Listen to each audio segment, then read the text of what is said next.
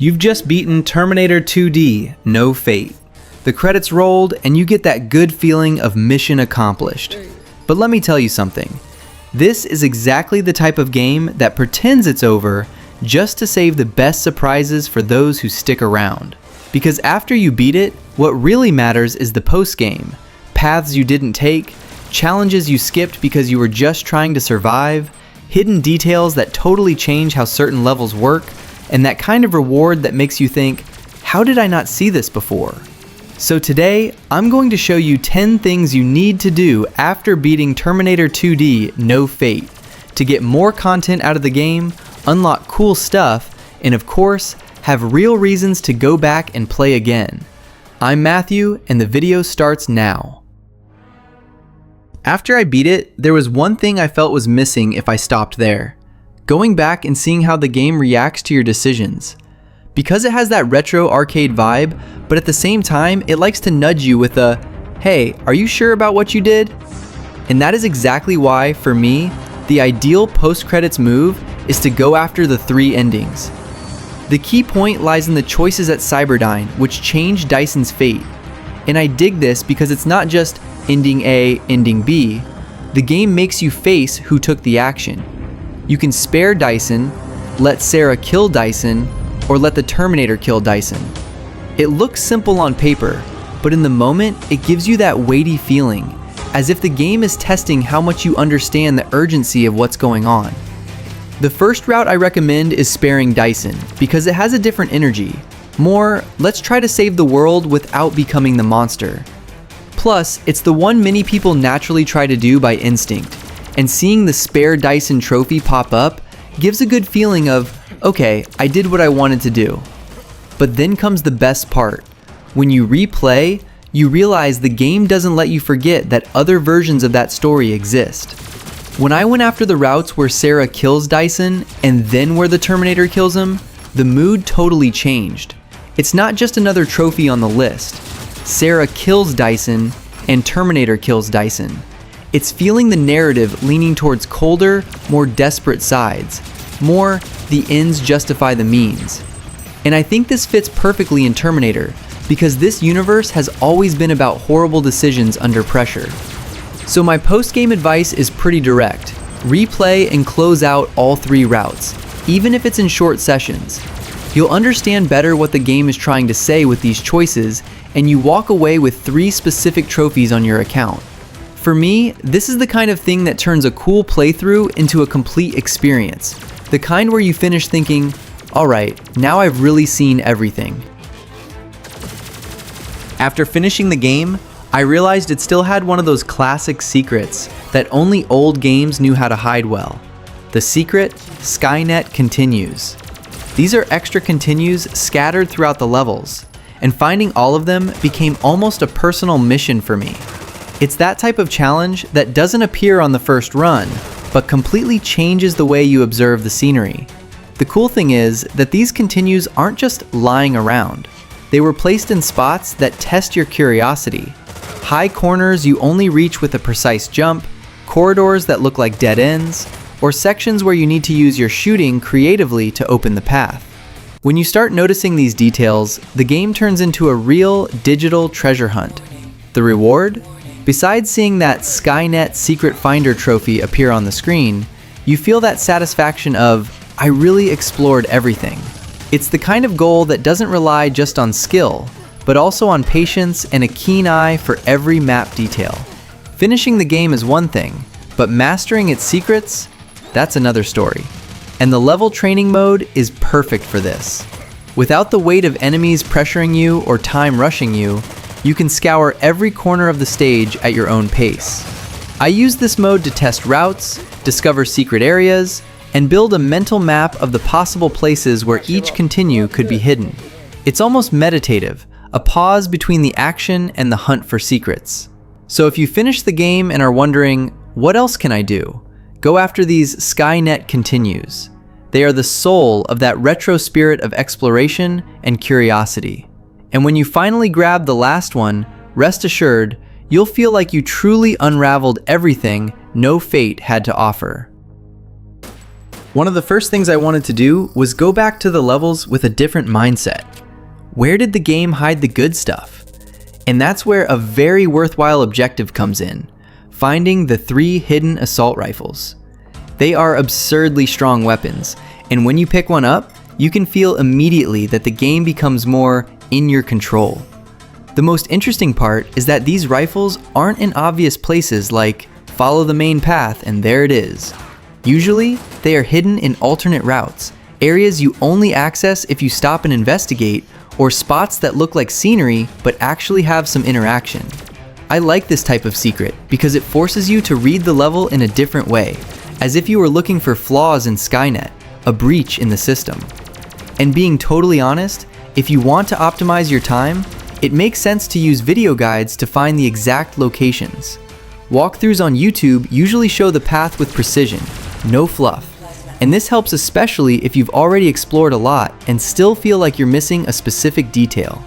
I see this as teamwork with the community. You do the skill part, and the guide saves you hours of trial and error.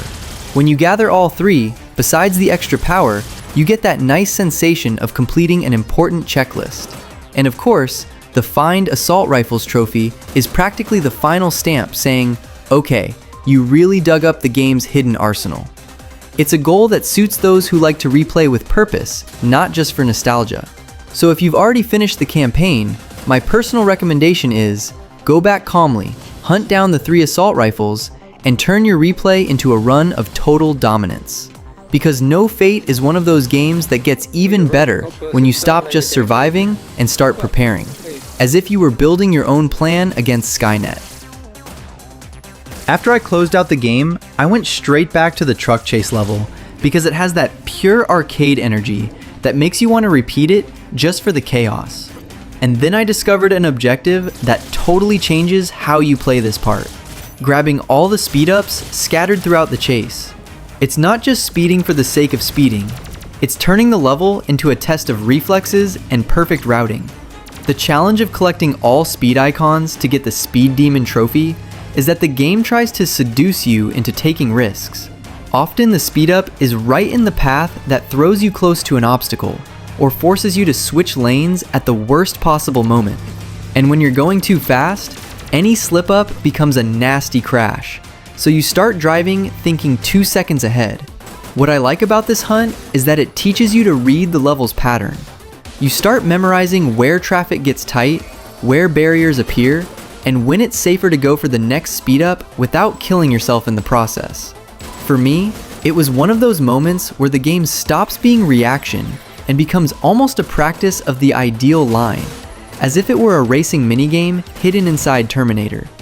And then comes the evil and fun part. You can try to fit this in together with Watch the Paint Job, avoiding obstacles in the same level.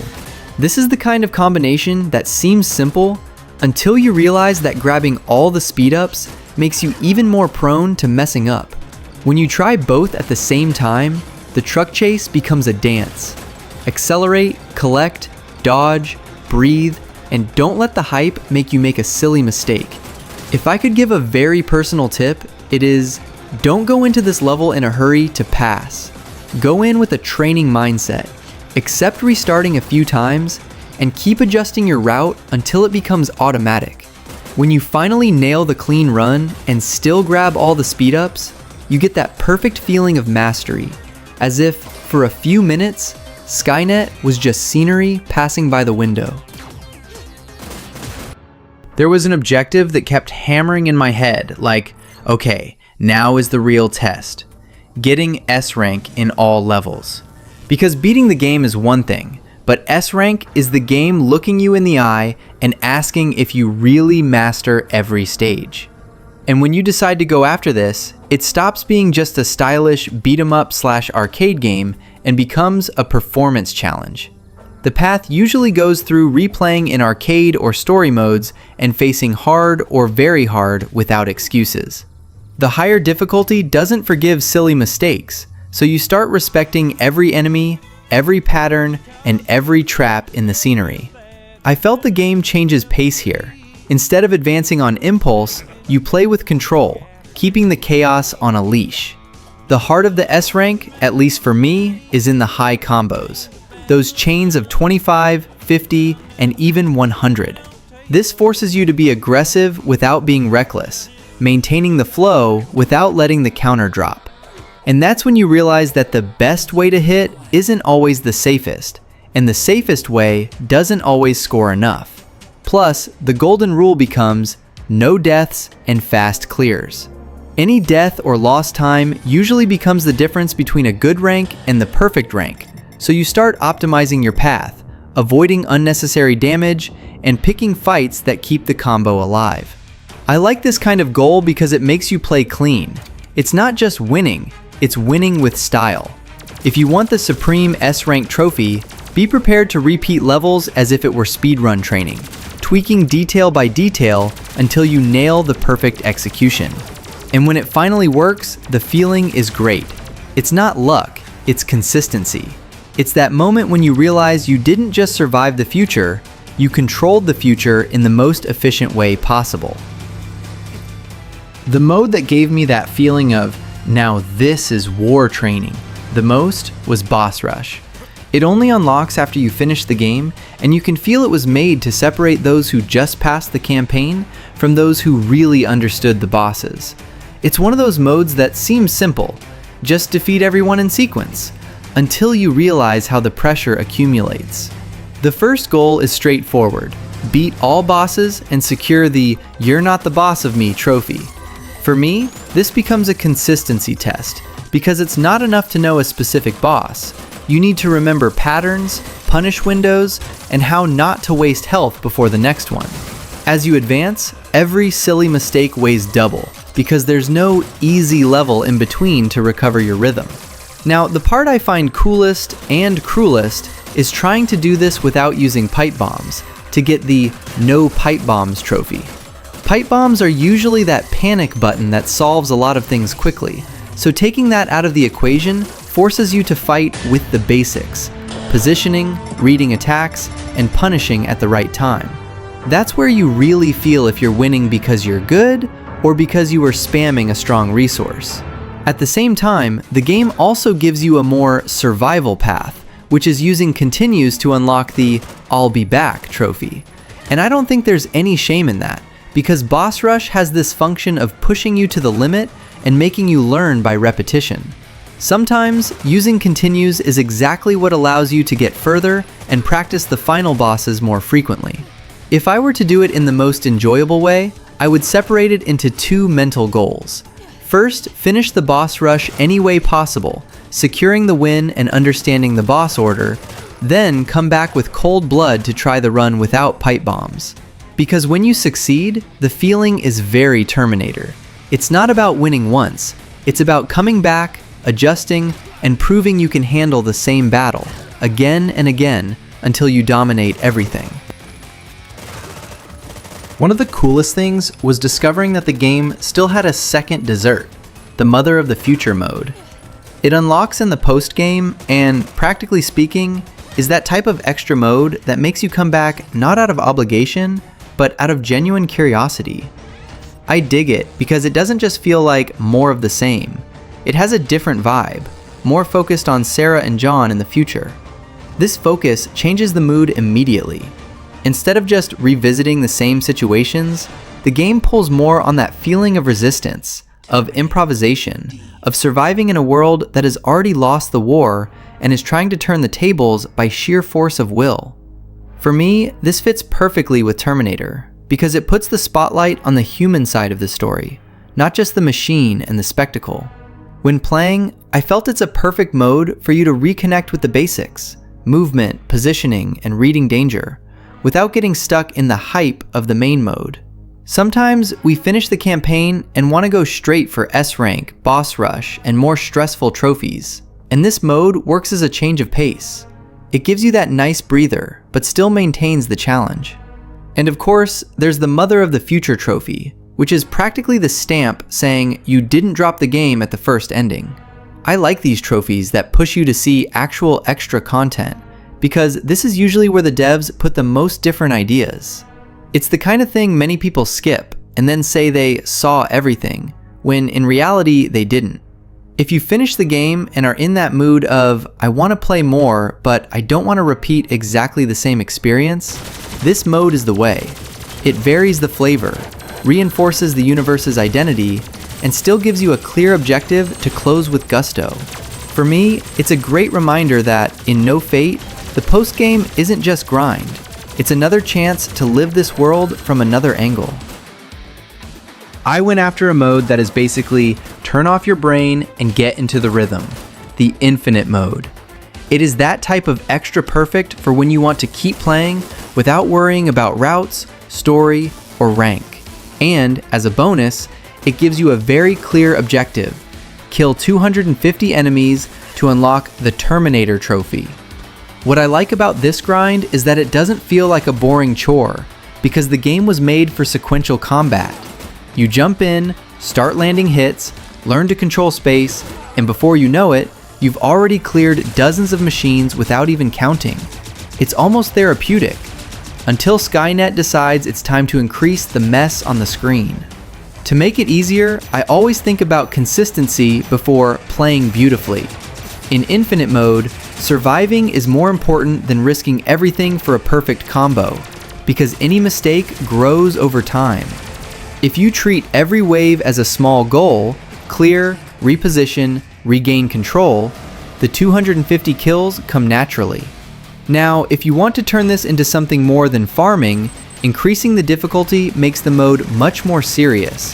That's when it becomes real training in pattern reading, reaction, and resource economy, where you start to feel like you are fighting against an army that doesn't stop learning. And I think that is the fun of Infinite. It scales with your willingness to suffer. In the end, getting the Terminator in this mode has perfect symbolism. You become the inevitable threat yourself, taking down machine after machine without stopping. It's the type of trophy you get playing at your own pace, but that still gives you that feeling of, okay, now I've really entered Exterminator mode. After beating the game, I had that classic arcade urge. Alright, what if I try to do this in a rush? That's where a challenge comes in that is much more fun than it looks on paper. Speedrunning the arcade mode in under 15 minutes to get the speedrunner trophy. It's the type of objective that turns the whole game into a course, almost as if every level were a racing checkpoint. The most interesting thing is that it can be any route, so you don't need to complicate your life choosing the most dramatic path. You choose the fastest one. This changes your mindset instantly. You stop clearing everything for safety and start thinking, what do I actually need to kill? And which fight can I shorten? Suddenly, that enemy you always fought becomes just an obstacle to dodge. For me, the secret lies in practicing optimized paths as if they were choreography. You repeat the beginning until it's perfect, then repeat the middle section, and so on, joining the parts when they are already consistent. When it clicks, you feel the game becoming light, almost automatic, because you already know where you can speed up and where you need to respect the danger to avoid wasting time dying. And yes, skipping optional sections is part of the beauty of this. There is stuff that is cool to explore in a complete playthrough, but in a fast run, it becomes a time trap, especially if it's an area that tempts you with an item or secret and makes you lose rhythm. I learned that speedrun is this: resisting curiosity and focusing only on what pushes you forward. When you finally cross the line under 15 minutes and see the speedrunner, it gives a different feeling from any other trophy. It's not, I beat it. It's, I beat it with mastery, with efficiency, without hesitating. It's as if you were running against the apocalypse clock, and, for once, you arrive before Skynet. After I go through No Fate at the quote-unquote normal pace, the objective that becomes a true rite of passage is beating it on very hard and still coming out with an S rank. This isn't just increasing the difficulty, it's the game forcing you to play clean, fast, and consistent, with no room for improvisation. And the best part is that it rewards this with very clear goals, like complete story very hard, and the S rank on hard, which enters here as that step that prepares you for hell. I like to think of a natural progression. First, you do the path on easy and hard to understand patterns, routes, and where the game tries to punish you. and only then do you go up to very hard with intention. On very hard, damage weighs more, mistakes cost dearly, and, crucially, the time you lose recovering from a mess becomes the enemy of your rank. You start treating every level as an exercise. Get in, execute, get out, no drama. One thing that makes a huge difference is maxing out the health bar and going after Get Swole. It's not glamour, it's pure survival. More health means more margin for an inevitable hit, not to destroy your run. I always view this as preparation before the war. If the game is going to try to break me in two, I want to at least be equipped to take the hit without losing control of the level. And then comes the fun part for those who like to challenge themselves, putting rules on top of very hard. Doing the no dogs route to get man's best friend changes the way you deal with certain encounters because you lose a tool that normally gives you safety and control. And the stealth bit in the hospital is another type of tension. It's not about hitting better, it's about passing unnoticed, keeping calm, and not letting a small mistake turn into combat that will eat up your time and your health. If you can put all this together, very hard completed, consistent S rank, max health build, and even some restrictions like no dogs, the feeling is that you truly dominated the game. It's not a victory because you got by. It's a victory built, level by level, attempt by attempt. And when you reach the end with this level of execution, it seems like no fate finally becomes what the name promises. There is no fate, only performance.